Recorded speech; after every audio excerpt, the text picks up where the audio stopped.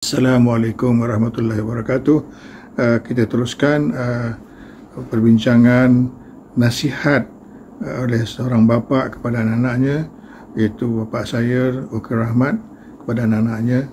Itu yang kedua, supaya sentiasa menunaikan ibadah-ibadah wajib dan memperbanyak ibadah-ibadah sunnah. Ada beberapa cerita yang selalu saya ceritakan dulu. Yang pertama, kisah Nabi Zulkifli. Dia ni masa hidup dia tu ada seorang raja yang bagus, yang adil, tapi masa tu dia dah tua dan dia dah tak larat, dan pemberontakan berlaku di sana sini, dan dia nak mencari seorang pengganti yang boleh menguruskan pemerintahan lah dengan baik. Dan syaratnya mestilah berpuasa siang hari dan beribadah pada malam hari. Tak ada siapa yang sanggup kecuali Nabi Zulkifli, dan oleh itu dia telah dibawa ke istana untuk dilatih menjadi raja, dan akhirnya menjadi raja. Dengan penuh kesabaran dia telah memperbaiki balik kerajaan, memadamkan pemberontakan dan mengukuhkan kerajaan. Itu kisah Nabi Zulkifli. Kemudian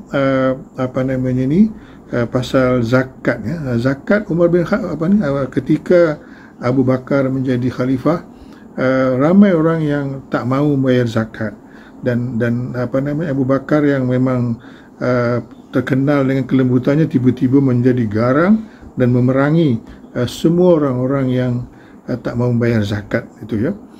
Begitu pentingnya zakat.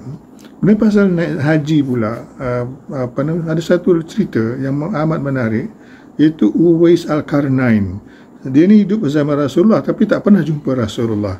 Dan Rasulullah sebutkan dia ni adalah orang yang makbul doanya lah, dan sahabat-sahabat kau jumpa dia minta tolong doa kat dia lah.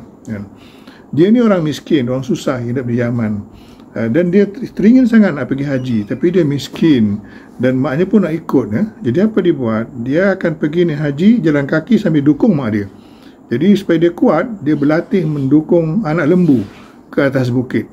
Dia dukung anak lembu atas bukit, daripada lembu tu kecil sampailah besar. Jadi bila tiba musim haji, dia dah kuat. Dia kuat mendukung lembu dah besar kan. Jadi dia pun dukung mak dia pergi menunaikan haji.